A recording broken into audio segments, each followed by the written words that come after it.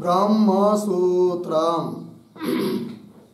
ब्रह्मसूत्र ग्रंथ में page number 1124 और 1124 पेज के ऊपर से 2 नंबर की पंक्ति है। अत्र उच्यते भवेत् आवृत्त्यानर्थक्यं तं प्रति यह तत्त्वमसि इति सकृत उक्तम एव ब्रह्मात्मत्वम अनुभवितुम शक्नुयात्।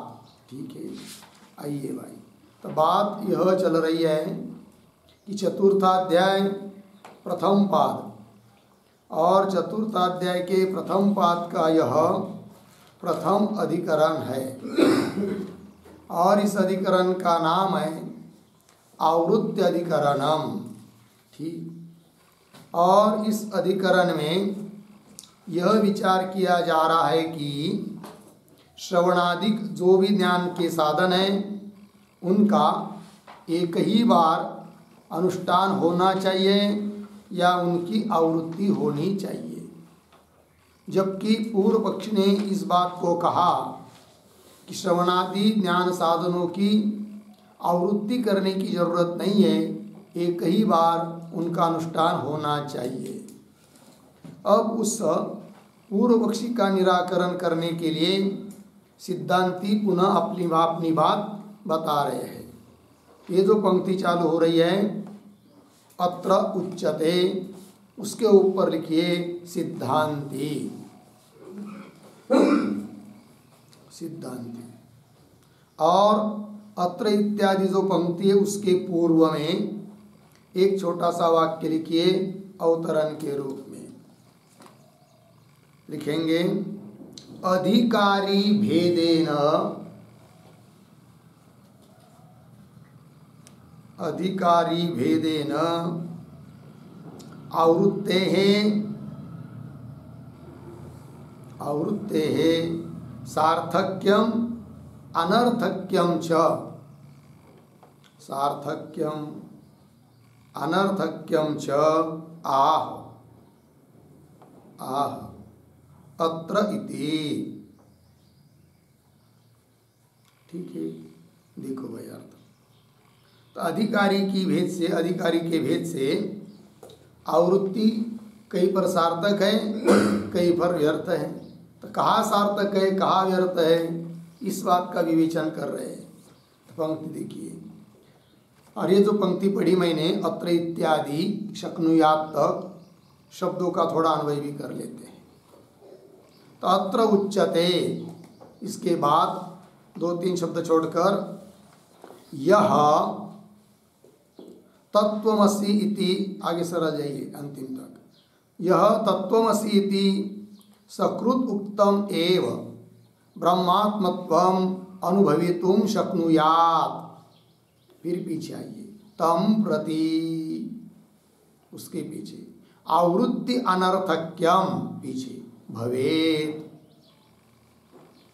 ठीक है, सिद्धांती कह रहे कि यह जो कोई व्यक्ति तत्त्वमसि इत्यादि महावाक्य सुनने के बाद एक बार सुनने से ही ब्रह्मात्मत्वम अनुभवितुम शक्नुयात्, मैं ही ब्रह्म हूँ, इस रूप से ब्रह्म और आत्मा के एकता का अनुभव करने के लिए समर्थ है। उसकी बुद्धि अच्छी है, कोई प्रतिबंध बीच में नहीं है, एक बार श्रवण से उसका काम हो रहा है। तो ऐसे व्यक्ति के प्रति तम प्रति आवृत्ति अनर्थक्यम भवे, उसको पुनः आवृत्ति करने की जरूरत नहीं है, करेगा तो व्यर्थ है, ये बात बताई। किंतु इसका मतलब यह नहीं कि सभी के लिए आवृत्ति व्यर्थ है। आवृत्ति व्यर्थ है किसके लिए? जिसको एक बार श्रवण मनन निध्यासन करने से ही तत्व साक्षात्कार हो जाता है, कोई प्रतिबंध बीच में नहीं है, कोई असंभावना विपरीत भावना नहीं है। ऐसे व्यक्ति के लिए तो पुनः आवृत्ति की जरूरत नहीं, उसके लिए आवृत्ति व्यर्थ है। ठीक है, आगे यह तू, आगे की पंक्ति, यस्तु न शक्नोति तम प्रति उपयुज्यते एव आवृत्ति। ठीक है, थोड़ा शब्दों का अन्वय। तू पीछे यह न शक्नोति तम प्रति, फिर दो शब्द छोड़कर आवृत्ति ही पीछे, उपयुज्यते एव। ठीक है, तू परंतु किंतु यह न शक्नोति, तो पीछे के कुछ पदों की आवृत्ति अनुवृत्ति आएगी, तो क्या आएगा? यह तू यह तत्त्वमसि इति सकृत उक्तम एव ब्रह्मात्मत्वम अनुभवितुम न शक्नोति। ये कई बार तत्त्वमसि आदि सुनने से ब्रह्मात्मकत्व का अनुभव जो नहीं कर सकता है, न शक्नोति, तम प्रति, ऐसे व्यक्ति के लिए तो आवृत्ति ही उपयुज्यते, आवृत्ति की उपयोगिता है, आवश्यकता है। ठीक है, क्यों?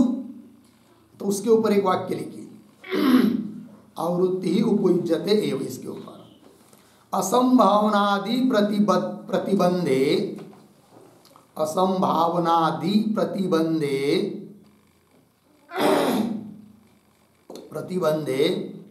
तन्निवृत्त्यर्थम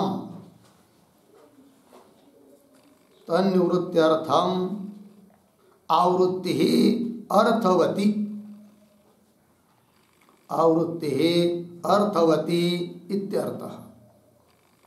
ठीक है, क्योंकि ऐसे व्यक्ति के लिए जो एक बार सुनने से जिसको ज्ञान अनुभव नहीं हो रहा है, असंभावनादि कुछ प्रतिबंध बैठे हुए हैं, तो उसकी निवृत्ति के लिए ऐसे उस व्यक्ति को आवृत्ति सफल है, अर्थवती है। इस बात को बता दिया। आगे चलिए, तथा ही छांदोग्ये तत्त्वमसि श्वेतकेतो इति उपदिश्य भूय एव मा भगवान् विज्ञापयतु इति पुनः पुनः परिचोद्यमानः तत्तत् आशंका कारणं निराकृत्य तत्त्वमसि इति एव असकृत उपदिशति।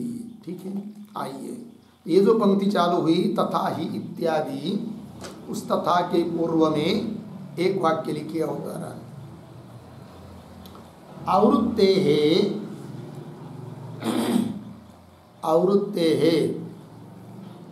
प्रतिबंध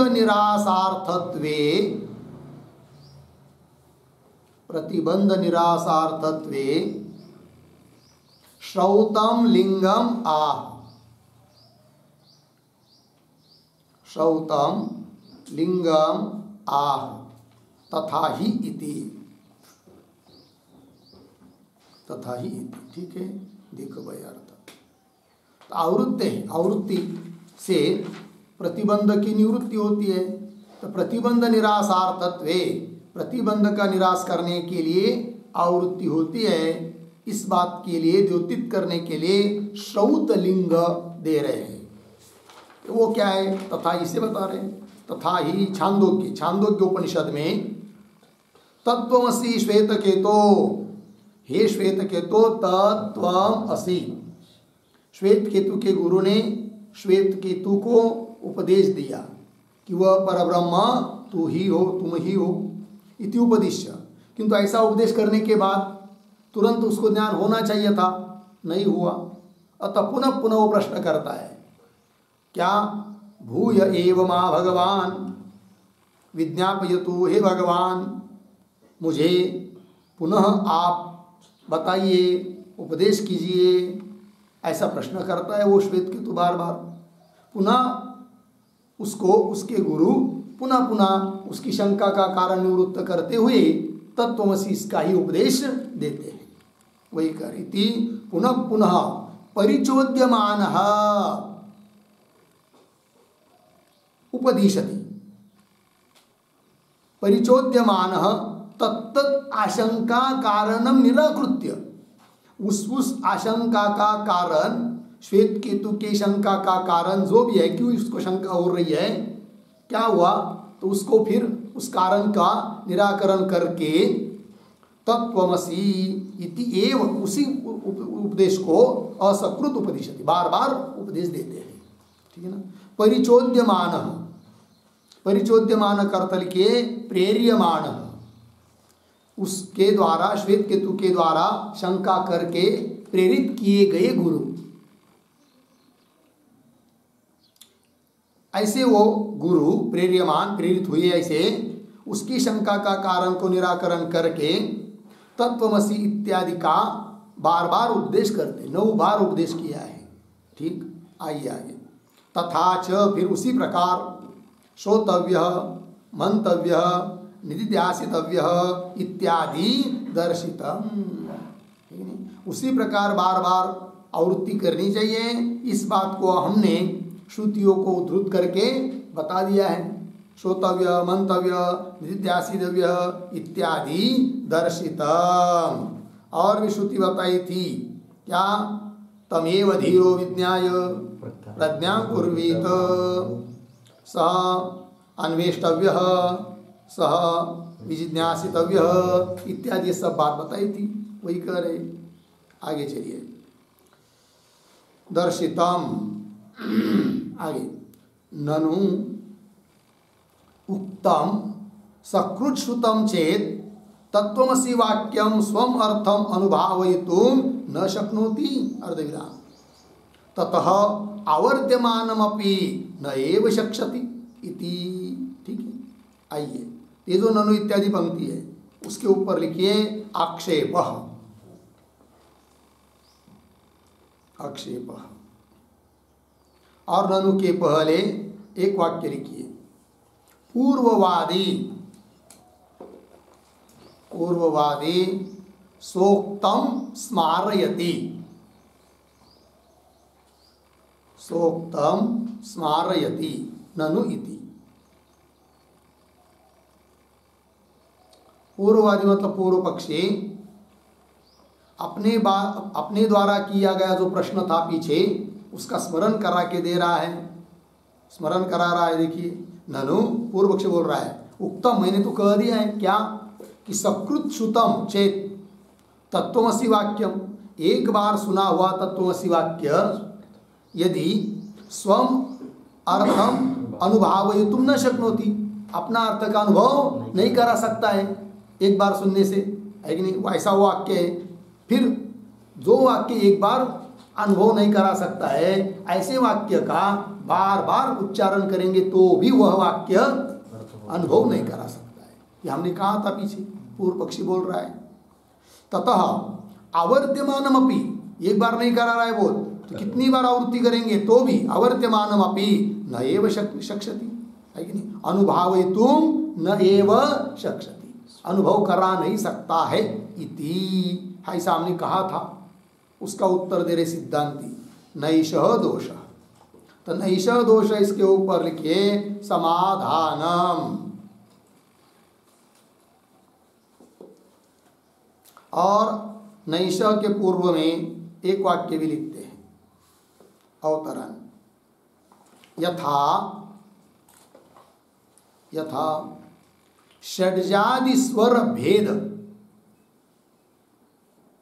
षड्जादि स्वर भेद साक्षात्कार शक्तम, भेद साक्षात्कार शक्तम अपि श्रोत्रम, अपि श्रोत्रम अभ्यासम अपेक्षते, अभ्यासम अपेक्षते, अर्धविराम। तथा तथा ब्रह्मात्म, ब्रह्मात्म साक्षात्कार शक्तम, ब्रह्मात्म साक्षात्कार शक्तम वाक्यम, वाक्यम तत् किंवा वाक्यम तद अपेक्षाम, कंस में लिखे आवृत्ति अपेक्षाम, आवृत्ति अपेक्षाम कंस बन इति अनुभवम आश्रित्य आह, अनुभवम आश्रित्य आह नैषः इति। ठीक है, देखो भाई अर्थ। यथा जिस प्रकार षड्जादि स्वर भेद साक्षात्कार शक्तम अपि श्रोत्रम, श्रोत्र इंद्रिय है, और कोई हारमोनियम बजा रहा है या कोई गा रहा है तो स्वर में ही गा रहा है, तो उसके जो उच्चारित षड्जादि स्वर है, बहुत सारे स्वर होते हैं साथ, तो षड्जादि स्वर उसका भेद साक्षात्कार के लिए शक्त है, समर्थ है। कौन? श्रोत्र, श्रोत्र इंद्रिय। तो भी वह श्रोत्र इंद्रिय अपेक्षा रखता है किसकी? अभ्यास की। हम लोग सुनेंगे किसी के स्वर को तो नहीं बता पाएंगे कि किस स्वर में गा रहा है करके, क्योंकि इसका मतलब ये नहीं कि हमारे पास श्रोत्र नहीं है और श्रवण करने के लिए, जानने के लिए समर्थ नहीं है, तो भी वो अभ्यास की अपेक्षा करता है।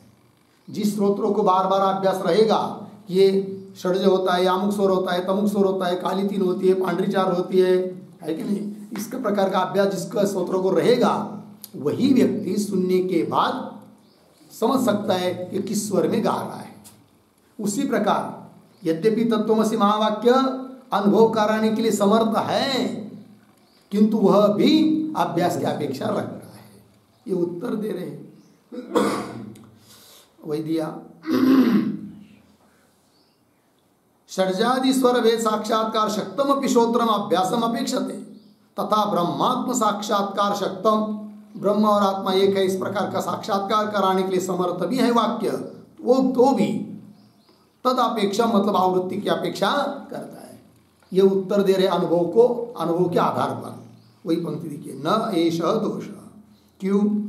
न ही दृष्टे अनुपपन्नम नाम, जो अर्थ दृष्ट है, प्रत्यक्ष है, उसमें कोई अनुपत्ति नहीं होती है, क्योंकि साक्षात सब लोग सुन रहे तत्वमसि, साक्षात्कार नहीं हो रहा है। इसका मतलब वो वाक्य में सामर्थ्य नहीं, ऐसी बात नहीं, किंतु वह वाक्य अपेक्षा करता है किसकी? आवृत्ति की। वही बात दे रहे हैं। नहीं दृष्टि अनुपन्नम नाम, आगे उसी को स्पष्टीकरण कर रहे हैं।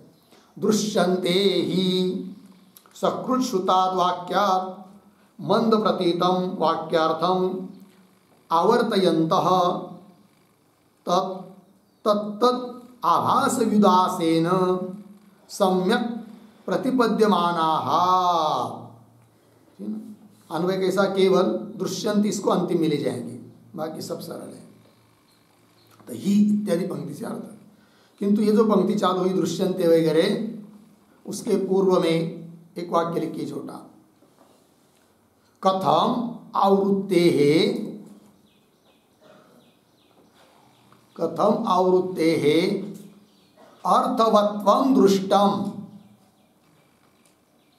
अर्थवत्वं दृष्टम येन न अनुपपत्तिः, येन न अनुपपत्तिः अर्धविराम तत्र आह दृश्यन्ते इति।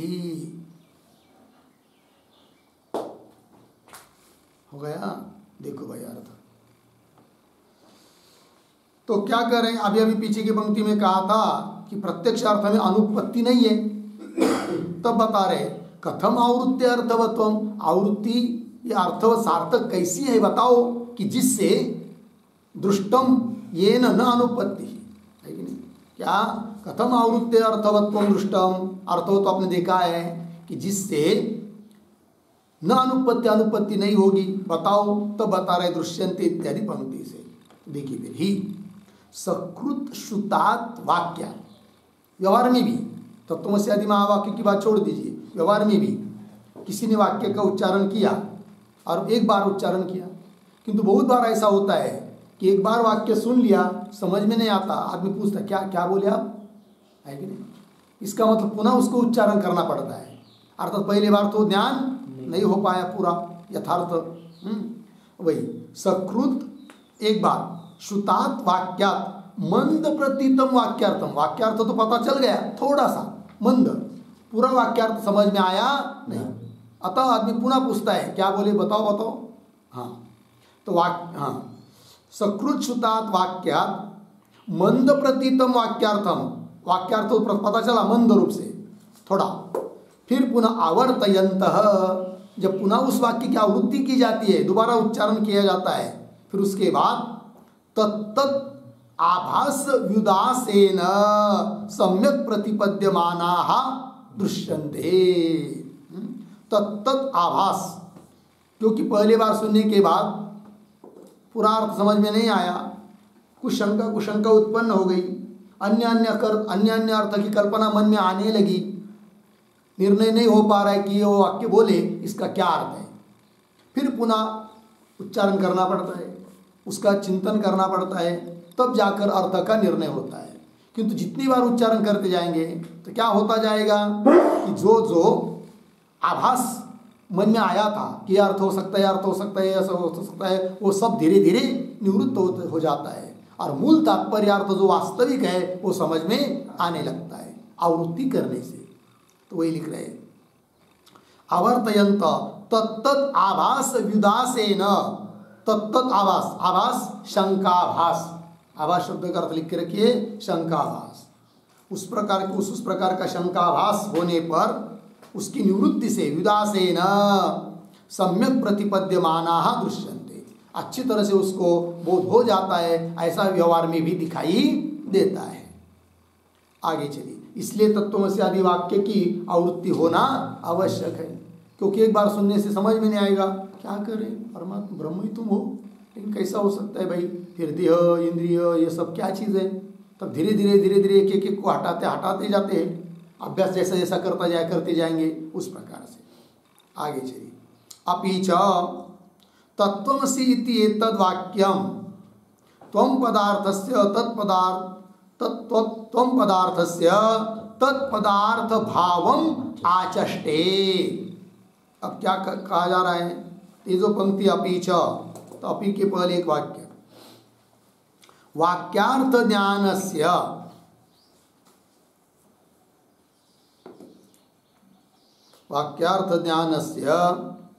पदार्थ ज्ञान पूर्वकत्वात्, पदार्थ ज्ञान पूर्वकत्वात् पदार्थयोः च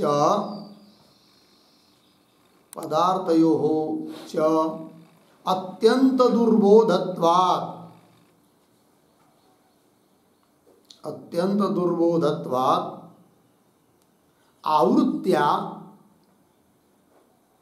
आवृत्त्या क्रमेण एव प्रतिपत्ति,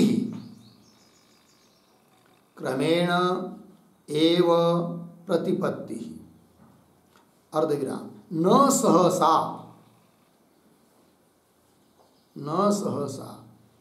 इति आह अपि च इति आह अपि च इति। ठीक है, देखिए भाई अर्थ तो कह रहे हैं कि वाक्यार्थ ज्ञान से पदार्थ ज्ञान पूर्वकत्वात्, जहाँ कहीं भी वाक्यार्थ ज्ञान तब होता है जब उस वाक्य के घटकीभूत पदों के अर्थों का ज्ञान रहता है। वाक्य बोल दिया किसी ने, उसमें समझ लीजिए 5 शब्द है और एक शब्द का अर्थ मालूम पड़ा नहीं क्या है करके, तो भी वाक्यार्थ लगता नहीं है। उस वाक्य में कोई भी वाक्य हो, उस वाक्य में जितने भी पद है उन सभी पदों का अपना अपना जो अर्थ है उसका जिसको ज्ञान रहेगा उसको ही उस वाक्य को सुनने के बाद वाक्यार्थ बोध होता है। ठीक है, अर्थात वाक्यार्थ बोध पदार्थ ज्ञान पूर्वक होता है। वही कह रहे वाक्यार्थ ज्ञान से पदार्थ ज्ञान पूर्वकत्वात्, पदार्थ ज्ञान मतलब पदों के अर्थों का ज्ञान आवश्यक है। और पदार्थयोश्च अत्यंत दुर्बोधत्वात्, और पदों का अर्थ तो जानना अत्यंत दुर्बोध है। तत्पद का अर्थ, त्वम पद का अर्थ, वाच्यार्थ, लक्ष्यार्थ ये जानना तो अत्यंत कठिन है। पदार्थयोः च अत्यंत दुर्बोधत्वात्, इसलिए क्या करना पड़ेगा फिर उसको जानने के लिए आवृत्त्या क्रमेण प्रतिपत्ति, बार बार चिंतन करेंगे, आवृत्ति करेंगे तो उससे पदार्थों का ज्ञान होगा आवृत्ति से। तो आवृत्ति से पद के अर्थों का ज्ञान होगा और पद के अर्थों का ज्ञान होने के बाद वाक्यार्थ बोध होगा। ये बात है, क्रम हो गया। तो क्रमेण ये वो प्रतिपत्ति, प्रतिपत्ति मतलब ज्ञान, क्रम से ही ज्ञान होता है, न सहसा। ऐसा नहीं कि एक बार सुन लिया और झट दिसी ज्ञान हो गया। और जिसको होता है तो समझ लेना चाहिए, उसमें कोई प्रतिबंध नहीं है, या पीछे के कुछ उद्भुत संस्कार है, अच्छे संस्कार है, पुण्य है उसका, तो एक बार सुनने से भी हो गया। ठीक, आइए वही बता रहे अभी अपीच इत्यादि पंक्ति से। अपीच तत्वमसि इति एतद् वाक्यम, ये जो वाक्य है तत्वमसि, यह वाक्य क्या कहता है भाई? त्वं पदार्थस्य तत्पदार्थ भावम आचष्ट। त्वं पदार्थ का, त्वं पद के अर्थ का तत्पदार्थ, तत्पद के अर्थ के साथ भावम आचष्टे। भावम, भावम शब्द का अर्थ लिखिए ऐक्यम। आचष्टे ऐक्य का कथन करता है। तत्वमसि महावाक्य त्वं पद के अर्थ के साथ तत्पद के अर्थ का ऐक्य को कहता है। आगे, अतः तत्वमसि महावाक्य में घटकीभूत जो तत्पद और त्वं पद, इनके अर्थ का ज्ञान रहना अत्यंत आवश्यक है। क्योंकि उन पदों के अर्थों का ज्ञान नहीं रहेगा तो त्वं पद के अर्थ का तत्पद के अर्थ के साथ कैसा आवेद है ये समझ में नहीं आएगा। ठीक है, क्योंकि नियम बताया, वाक्यार्थ ज्ञान पदार्थ ज्ञान पूर्वक होता है। ठीक है, आइए आगे फिर बोलेंगे ठीक है, तो तत्पद का अर्थ बताओ, फिर त्वं पद का अर्थ बताओ, तभी पता चलेगा वाक्यार्थ बोध। तब कह रहे आगे तत्पदेन च इत्यादि पंक्ति से। क्या? तत्पदेन च प्रकृतम सत् ब्रह्म इक्षित्रु जगतः जन्मादि कारणम अभिधीयते। तत्पद से थोड़ा पहले शब्दों का है तत्पदेन च प्रकृतम, फिर एक शब्द छोड़कर इक्षित्रु पीछे, सद्ब्रह्म जगतः जन्मादि कारणम अभिधीयते। और ये जो पद पंक्ति चालू हुई तत्पदेन, तत् के पूर्व में छोटा सा वाक्य, तत्र तत्पदवाच्यम अर्थम आह। तत्र तत्पदवाच्यम अर्थम आह तदिति। तत्र, अब उस महावाक्य में घटकीभूत जो तत्पद है उस तत्पद के वाच्यार्थ को कह रहे हैं। वही कह रहे, देखिए फिर तत्पदेन क्या कहा जा रहा है? प्रकृतम इक्षित्रु, इक्षण करता, ऐसा जो सत्स्वरूप ब्रह्म अर्थात परमात्मा, जो कि जगत के जन्मादि के लिए कारण है। आदि शब्द से स्थिति और लय, जगत की उत्पत्ति, जगत की स्थिति और जगत का लय, इन सभी के लिए जो कारण है वही हुआ तत्पद का वाच्यार्थ ईश्वर परमात्मा। और उसके लिए श्रुति बता रहे हैं, और उसमें सत्यम ज्ञानम अनंतम ब्रह्म, सत्स्वरूप ज्ञान स्वरूप आनंद स्वरूप वो ब्रह्म है। ठीक है ना, उपाधि को रहित उसका चिंतन करेंगे तो लक्ष्यार्थ बन जाएगा, उपाधि सहित विचार करेंगे तो वह तत्पद का वाच्यार्थ बन जाता है। तो वही सत्यम ज्ञानम अनंतम ब्रह्म, और कैसा? विज्ञानम आनंदम ब्रह्म। विज्ञानम मतलब ज्ञान स्वरूप, आनंद स्वरूप ब्रह्म है। और अद्रष्टु द्रष्टु, अद्रष्टु मतलब, द्रष्टु मतलब दृष्टा है, सबका दृष्टा है, किंतु स्वयं अद्रष्टा है। जैसे घट, उसको हम देख सकते हैं, तो घट का दृष्टा हम है। उस प्रकार हमको देखने वाला भी और कोई चाहिए, हमको प्रकाशन करने वाला, ब्रह्म को प्रकाशन करने वाला और कोई चाहिए, ऐसी जरूरत नहीं। वो स्वयं दृष्टा है और किसी के द्वारा दिखाई नहीं दे रहा है, स्वयं सबको देख रहा है। यह अर्थ हुआ अद्रष्टु द्रष्टु।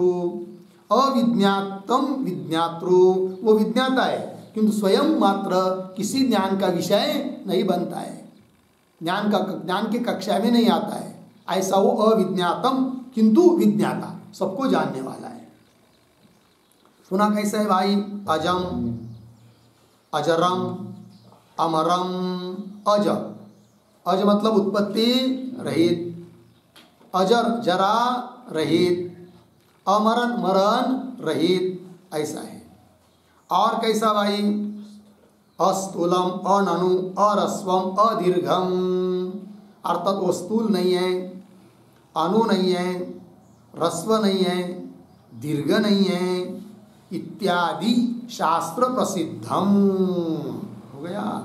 इत्यादि शास्त्र प्रसिद्धम किम?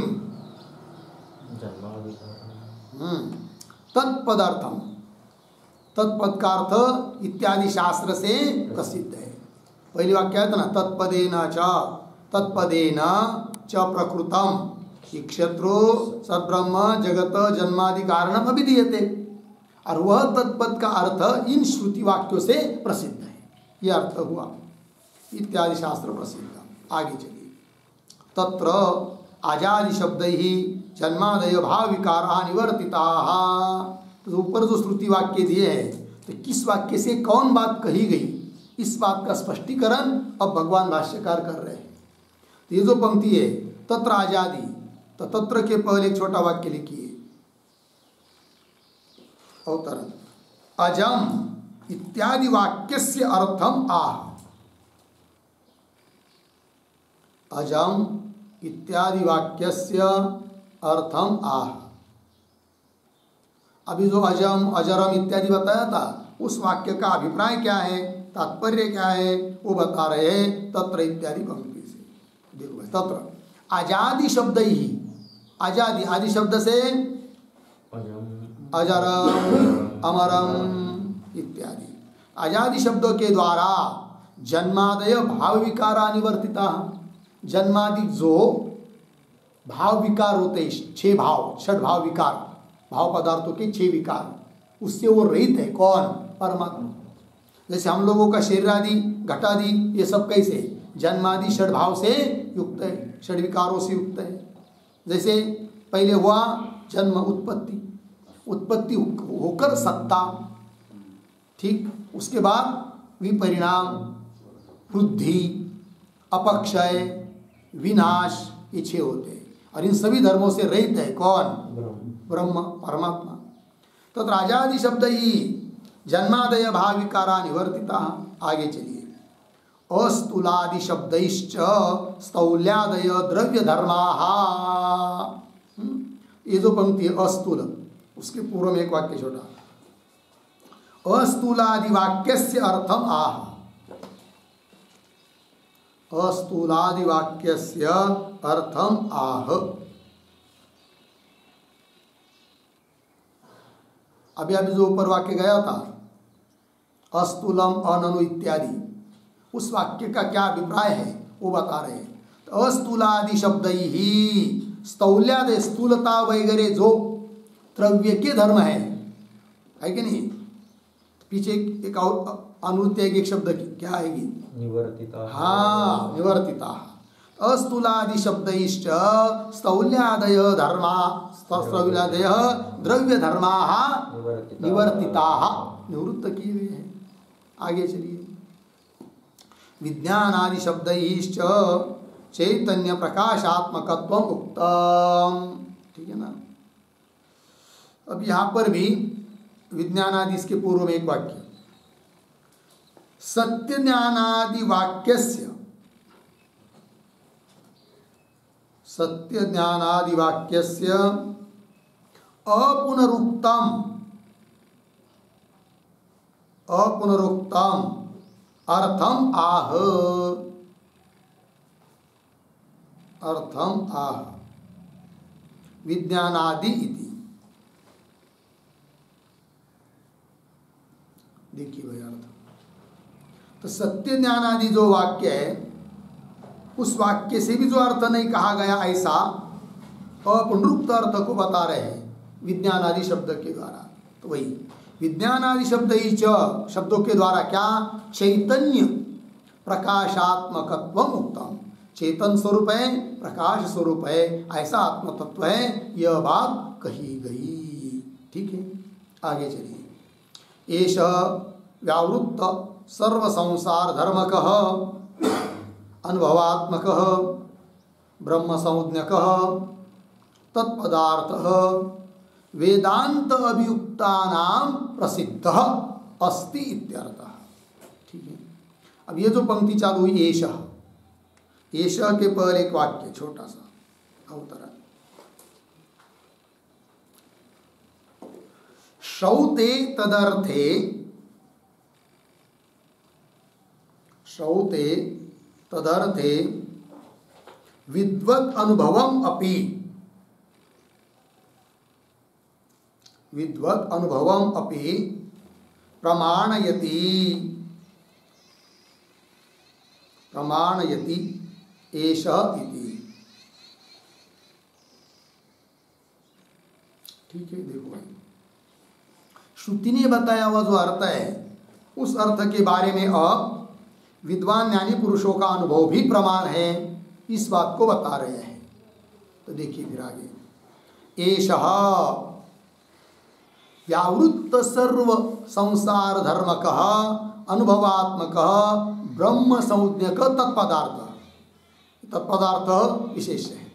एष तत्पदार्थ, ऐसा है ना, यह जो तत्पद का अर्थ जो कि श्रुति ने बताया है वो कैसा है, जिसका अनुभव ज्ञानी लोग करते हैं, वो दे रहे एक एक पद को लेकर।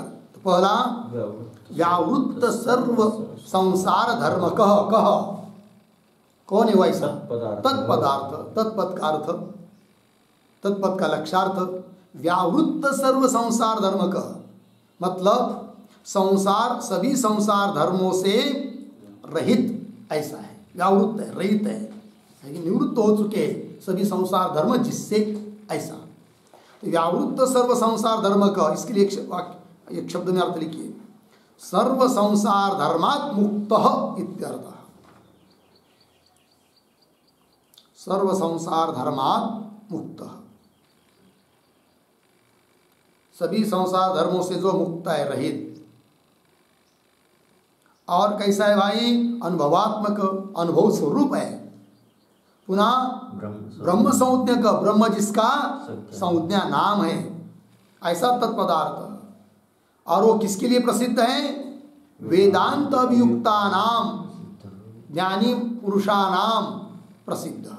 वेदांत अभियुक्ता नाम मतलब वेदांत अभियुक्ता नाम, वेदांत शास्त्र में जो अत्यंत प्रवीणता को प्राप्त हो चुके हैं, ऐसे जो महापुरुष ज्ञानी महात्मा लोग, उनके लिए इस प्रकार का तत्पद का लक्ष्यार्थ प्रसिद्ध है।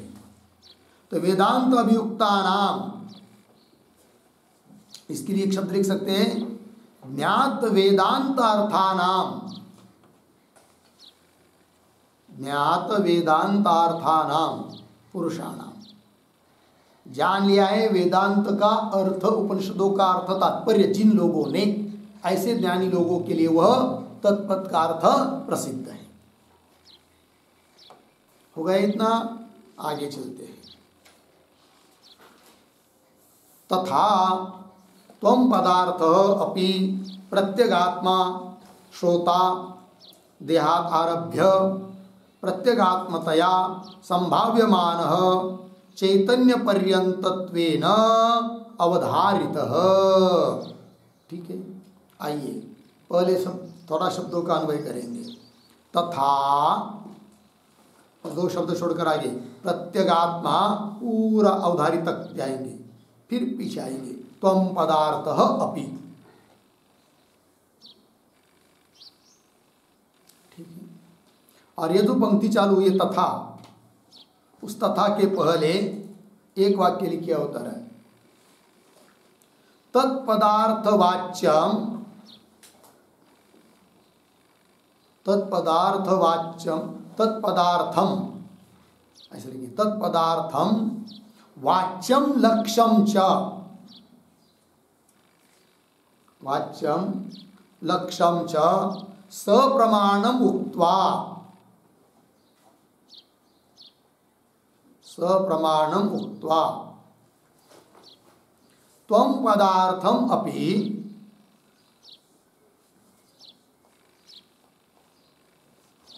त्वं पदार्थम अपि विभज्य दर्शयति, विभज्य दर्शयति तथा इति। ठीक है, देखो भाई अर्थ। तो अभी तक तत्पद का अर्थ अर्थात वाच्यार्थ और लक्ष्यार्थ ये प्रमाण से ही बता दिया। उसके बाद अब तथा इत्यादि पंक्ति से त्वम पद का अर्थ भी विभाग करके दिखा रहे हैं ग्रंथकार, क्योंकि प्रतिपद्यार्थ ज्ञान क्रमशः होता है, बताया था पीछे। वाक्यार्थ बोध पदार्थ ज्ञान पूर्वक होता है, अतः पद पदों के अर्थों का ज्ञान जो कि दुर्बोध है उसके लिए आवृत्ति चाहिए। फिर वो क्या अर्थ है उन पदों का वो बता रहे हैं। तो तत्पद का अर्थ बता दिया अभी तक, वाच्यार्थ लक्ष्यार्थ। अब तुम पद का अर्थ बता रहे हैं। देखिए फिर अन्वय के अनुसार तथा, उसी तथा मतलब जिस प्रकार तत्पद का अर्थ बता दिया उस प्रकार तुम पद का अर्थ कैसा, प्रत्यगात्मा जो सबके भीतर विद्यमान चैतन्य स्वरूप है। प्रत्यगात्मा अंतरात्मा जिसको कहते हैं, जो श्रोता है और देहात आरभ्य, देह से लेकर देह मन बुद्धि से अंदर अंदर अंदर अंदर जाते रहेंगे। देहात आरभ्य प्रत्यगात्मतया देह के भीतर है कि नहीं, फिर उसके भीतर, फिर उसके भीतर है कि नहीं, फिर ऐसा भीतर भीतर जाएंगे। देह हुआ कौन, अन्नमय कोश, उसके भीतर प्राणमय कोश, उसके भीतर मनोमय, फिर विज्ञानमय, फिर आनंदमय, फिर उसके भीतर उसका साक्षी आत्मा बैठा है, अंतरात्मा प्रत्यगात्मा जिसको कहते हैं। तो देहादारभ्य प्रत्यगात्मतया संभाव्यमान जाना जाने वाला ज्ञात संभाव्यमान चैतन्य पर्यंतत्वेन चैतन्य पर्यंत तक अवधारित निश्चित किया गया है। कह त्वम पदार्थ अपि, पीछे एक शब्द की आवृत्ति आएगी पीछे के वाक्य से। कौन शब्द आएगा पीछे के वाक्य का, वेदांत अभियुक्तानां प्रसिद्ध। त्वम पदार्थ अपि वेदांत अभियुक्तानां प्रसिद्ध, ऐसे पीछे के वाक्य से दो शब्द आएंगे। वेदांत में जो अभियुक्त लोग हैं उनके लिए इस प्रकार से त्वम पद का अर्थ भी प्रसिद्ध है। हो गया जी, चलिए आगे। अवधारित, तो ये जो पंक्ति यहाँ समाप्त हुई अवधारित इत्यादि, उसके ऊपर एक छोटा वाक्य लिखिए उद्धरण चिन्ह में। योयम विज्ञानमय प्राणेषु, योयम विज्ञानमय प्राणेषु, उद्धरण चिन्ह बंद, अर्धविराम। पुनः दूसरे उद्धरण चिन्ह में यह प्राणेन प्राणीति, यह प्राणेन प्राणीति, उद्धरण चिन्ह बंद, इत्यादिना अवधारितः इति शेषः, इत्यादिना अवधारितः इति शेषः। ठीक है, अवधारित पद आया था ना वाक्य में, भाष्य में, तो किससे अवधारित निर्णित किया गया है वो दे दिया यहाँ पर कि जो विज्ञानमय प्राणों में, और जो यह प्राणेन प्राणीति प्राणों से प्राणन कर रहा है इत्यादि के द्वारा अवधारित निश्चित निर्णित किया गया है त्वम पद का अर्थ। चलते हैं आगे। तत्र भाष्य में तत्र येषाम एतौ पदार्थौ अज्ञान संशय विपर्यय प्रतिबद्धौ तेषां तत्त्वमसि इति एतद्वाक्यं स्वार्थे प्रमां न उत्पादयितुं शक्नोति। ठीक है ना। क्यों, पदार्थ ज्ञान पूर्वकत्वात् वाक्यार्थस्य इति अतः तान प्रति एष्टव्यः, क्या पदार्थ विवेक प्रयोजन शास्त्र युक्ति अभ्यास। यहाँ तक देखिए एक एक बात को। तो ये जो पंक्ति है तत्र येषाम इत्यादि, तत्र के पहले एक वाक्य लिखिए अवतरण, स्याताम एतौ पदार्थौ,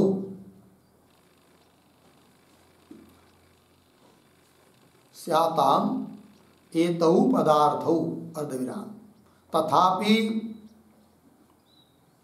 तथापि कथम आवृत्तेः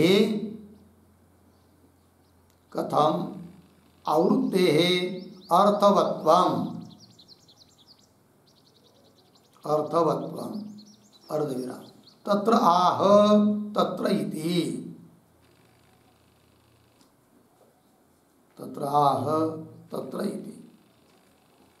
देखिए भाई, कदाचित कोई शंका करेगा, ठीक है भाई आपने तत्पद का अर्थ बताया, तोम पद का अर्थ बताया, कोई बात नहीं, स्यातम ये तो पदार्थो, ये दोनों पदों के अर्थ दो, रहने दो, कोई बात नहीं। तो भी बात हम लोगों की चल रही आवृत्ति के बारे में, तो कथम आवृत्ते अर्थवत्वम, आवृत्ति कैसी सार्थक हो जाती है ये बात बताओ, ठीक है ना। वो कह रहे फिर तत्रा इत्यादि पंक्ति से, तो तत्र और पीछे एक बात बता चुके किसके लिए आवृत्ति व्यर्थ है, वो बात बता चुके कि जिसको एक बार सुनने से ही ज्ञान हो जाता है उसके लिए आवृत्ति की जरूरत नहीं, किंतु जिसको क्या वाक्य में घटकीभूत पदों के अर्थों का ज्ञान नहीं है और कुछ प्रतिबंध बैठे हुए हैं, ऐसे व्यक्ति के लिए तो आवृत्ति चाहिए। उस बात को बता रहे हैं किसके लिए आवृत्ति की आवश्यकता है। तत्र येषां मनुष्याणाम एतौ पदार्थौ, जिन लोगों के लिए ये दो पदार्थ पदों के अर्थ, तत्पद का अर्थ त्वम पद का अर्थ, एतौ पदार्थौ कैसे हैं, अज्ञान, ज्ञान नहीं है उसका, या थोड़ा बहुत ज्ञान हो तो उसके बारे में संशय हो या विपरीत भावना हो, तो अज्ञान, संशय, विपर्य, प्रतिबद्ध, इनसे प्रतिबद्ध है, उसका स्पष्टीकरण नहीं है, बोध नहीं है। तेषाम, ऐसे लोगों के लिए क्या तत्त्वमसीति तद्वाक्यम, ये वाक्य वो लोग सुन भी लेते हैं तो भी वो वाक्य उनको अनुभव उत्पन्न नहीं करा सकता है कि नहीं। तो तेषाम तत्त्वमसी इति तद्वाक्यम स्वार्थे, अपने अर्थ के बारे में प्रमा मतलब ज्ञान न उत्पादयितुं शक्नोति, तत्त्वमसी वाक्य ऐसे उन लोगों के लिए प्रमारूप ज्ञान उत्पन्न नहीं करा सकता है। क्यों, उनको पद के अर्थों का ज्ञान ही नहीं है, उन पदों के अर्थों के बारे में जिनको अज्ञान है, संशय है, विपरीत भावना है, ऐसे लोगों ने उस वाक्य को सुन लेने पर भी उस वाक्य से उनको ज्ञान उत्पन्न, प्रमा ज्ञान उत्पन्न नहीं होता है। क्यों नहीं होता है, वो दे रहे आगे, पदार्थ ज्ञान पूर्वकत्वात् वाक्यार्थस्य, है कि नहीं। वाक्यार्थ कब होता है, जब पदों के अर्थों का ज्ञान रहता है। तो पदार्थ ज्ञान पूर्वकत्वात् वाक्यार्थस्य इति, अतः ऐसी स्थिति होने के कारण तान प्रति, ऐसे उन लोगों के लिए क्या, एक शब्द छोड़कर अन्वय थोड़ा सा, तान प्रति एक शब्द छोड़कर, पदार्थ विवेक प्रयोजन शास्त्र युक्त्याभ्यास, फिर पीछे आइए एष्टव्य, ऐसे उन लोगों के लिए क्या, पदार्थ विवेक प्रयोजन, पदार्थों का विवेक होना, अलग अलग पदों के अर्थों का ज्ञान होना, यही है प्रयोजन जिसका, ऐसा जो शास्त्र और युक्ति का अभ्यास अर्थात आवृत्ति, इष्टव्य, उसके लिए वो उसकी आवश्यकता है, अपेक्षित है, जरूरत है। लग गया, आवृत्ति किसके लिए जरूरत है वो बात भी बता दिया यहाँ पर। शास्त्र युक्त्याभ्यास, अभ्यास मतलब पुनः पुनः अर्थात आवृत्ति, इष्टव्य। आगे चलिए, यद्यपि च प्रतिपत्तव्य आत्मा निरंशः तथापि अध्यारोपितम तस्मिन् बहुअंशत्वं देहेंद्रिय मनोबुद्धि विषय वेदनादि लक्षणम। ठीक है, देखिए भाई, थोड़ा पहले शब्दों का अन्वय कर लेंगे, दो तीन शब्द शुरू के सरल है। यद्यपि च प्रतिपत्तव्य आत्मा निरंशः तथापि, तथापि के बाद में एक शब्द छोड़कर जाएंगे, तथापि के बाद तस्मिन्, पुनः एक शब्द छोड़कर आगे, देह इंद्रिय मनोबुद्धि विषय वेदनादि लक्षणम, उसके पीछे बहुअंशत्वम, पीछे अध्यारोपितम। देखिए भाई, और ये जो पंक्ति चालू हुई यद्यपि, यद्यपि के पूर्व में एक वाक्य लिखते हो तुरंत, यच्च यच्च प्रमेयस्य निरंशत्वात्,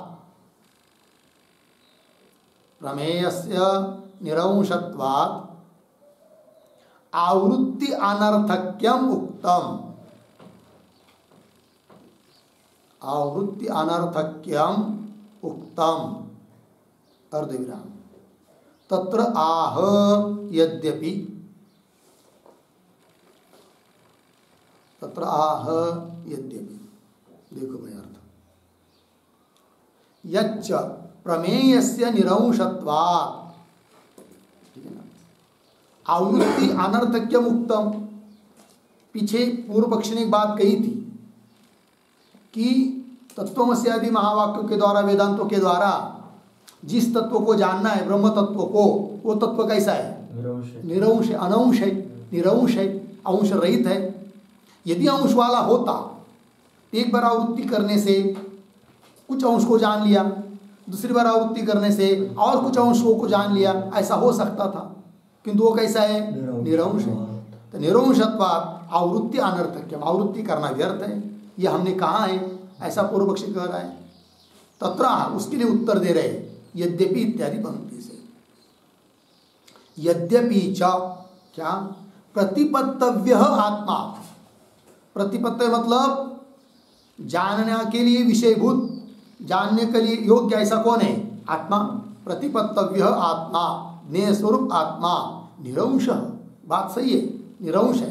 तथापि तो भी उसमें आरोपित बहुत सारे अंश हैं, वस्तुता अंश नहीं है किंतु आरोपित अंश है जो कि अनात्मा है, उनको हटाने के लिए आवृत्ति की आवश्यकता है, ये बात कही जा रही है।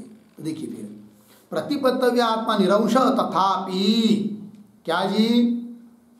तस्मिन, तस्मिन आत्मनि, उस आत्मा में देह, इंद्रिय, मनोबुद्धि, विषय वेदनादि लक्षणम बहुअंशत्वम अध्यारोपितम, अध्यारोपितम आरोपितम, अध्यस्त किए गए हैं लोगों के द्वारा अज्ञान के कारण।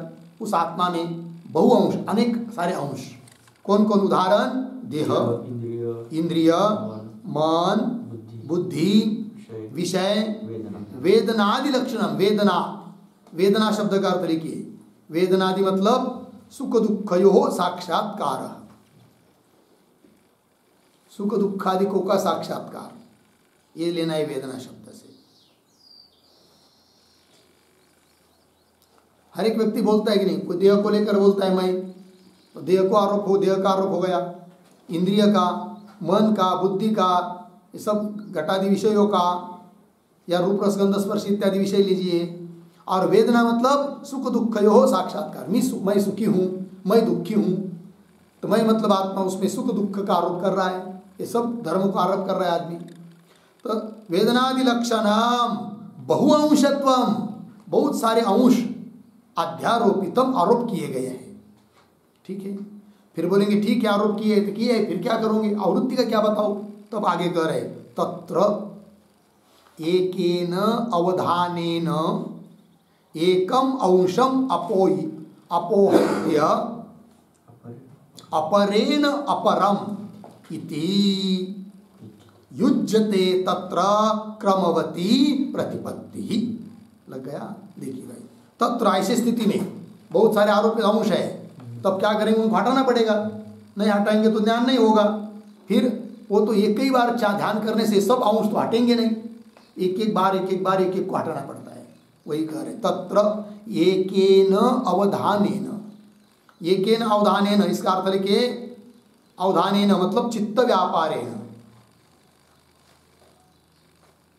अवधानेन चित्त व्यापारेण। ठीक है, देखिए फिर एकेन अवधान, एक बार चित्त व्यापार कर ले मतलब चित्त लगा लिया ब्रह्म की तरफ, है कि नहीं? तो क्या भाई, हाँ मैं ब्रह्म हूँ, देह रहित हूँ, देह मैं नहीं हूँ, एक अंश हट गया।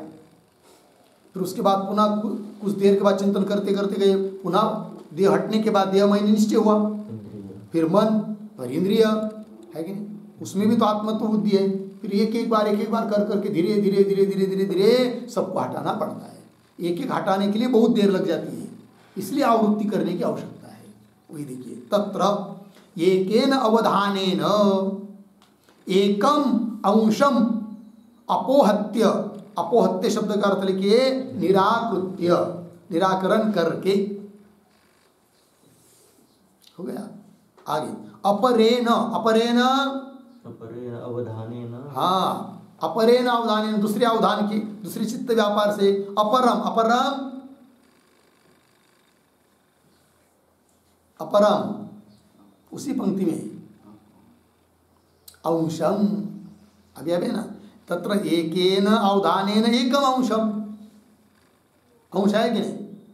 फिर अपोहत्य अपरेण अपरम अंशम, है कि नहीं? दूसरे चित्त व्यापार से दूसरे अंश को हटाना, तीसरे व्यापार, तीसरे मन, एक तीसरे अवधान से तीसरे अंश को हटाना, ऐसा करके करके जाना है।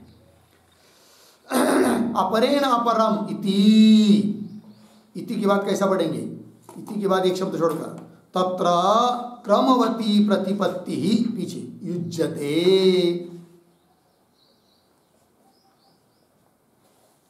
इस प्रकार उसमें क्रमवती मतलब क्रमशः, प्रतिपत्ति मतलब ज्ञान युक्ति युक्त होता है, क्रमशः धीरे धीरे ज्ञान होता है, और उसके लिए आवृत्ति की आवश्यकता है। ठीक है, तो ये जो आया अंतिम में, तत्र क्रमवती प्रतिपत्ति युज्यते, उसके आधार पर एक टिप्पणी लिखते हैं, लिखेंगे आरोपित अंश निराशाय, आरोपित अंश निराशाय, उद्धरण चिन्ह में न मेध्यः, न मेध्यः, उद्धरण चिन्ह बाद अर्धविराम, दूसरे उद्धरण चिन्ह में नेन्द्रियम न इंद्रियम, पुनः उद्धरण चिन्ह बाद इति अभ्यासः युक्तः, इति अभ्यासः युक्तः, पूर्ण विराम। एवं एवं आरोपित व्यावर्त्यांश बाहुल्यात्, आरोपित व्यावर्त्यांश बाहुल्यात् प्रतिपत्तेः, प्रतिपत्तेः क्रमवत्वम्, क्रमवत्वम् अर्थवत् भवति, अर्थवत् भवति इत्यर्थः। हो गया जी? देखिए भाई, अर्थ हो गया, हाँ, अर्थवत् भवति इत्यर्थ। आरोपित अंश निराशाय, जो देह इंद्रियादि का आरोपित अंश है उनका निराकरण करने के लिए एक एक चित्त का व्यापार करते जाना पड़ता है। जैसे कि न मैं देह, देह मैं नहीं हूँ, न इंद्रियम, इंद्रिय मेरा नहीं, मैं नहीं, इति अभ्यास युक्त, ऐसा अभ्यास करना उचित है। एवं इस प्रकार आरोपित जो व्यावृत्त करने योग्य अंश वो अनेक होने के कारण प्रतिपत्ते नाम ज्ञानस्य क्रमवत्वम अर्थवत् भवति, क्रमशः ज्ञान होना ये सार्थक है, उसके लिए आवृत्ति की आवश्यकता है। ये बात बता दिया। आगे चलिए, तत्र क्रमवती प्रतिपत्ति युज्यते। आगे तत्तु पूर्व रूपम एव आत्म प्रतिपत्ते, थोड़ा अन्वय, तत्तु आत्म प्रतिपत्ते पूर्वम एव। ठीक है, अभी बात किसके लिए बताना पड़ रही है? इस बात को समझने के लिए तत्तु के पहले एक वाक्य लिख लेंगे, अवतरण लिखेंगे, तत्त्वमसि वाक्यात्, तत्त्वमसि वाक्यात् अहम ब्रह्म इति वाक्यार्थ ज्ञाने सति, अहम ब्रह्म इति वाक्यार्थ ज्ञाने सति, वाक्यार्थ ज्ञाने सति कथम अभ्यास नियमः, कथम अभ्यास नियमः, कंस में लिखिए क्रमापेक्षा, क्रमापेक्षा कंस बंद अर्धविराम आगे प्रमाण ज्ञानस्य अभ्यास अयोगात अर्धविराम आगे ज्ञानिनः श्रवणादि नियम अयोगात च, ज्ञानिनः श्रवणादि नियम अयोगात च अर्धविराम इति अतः आह तत् इति तत्तु इति पूर्ण विराम। आगे एक वाक्य लिखते हैं ज्ञानात् प्राग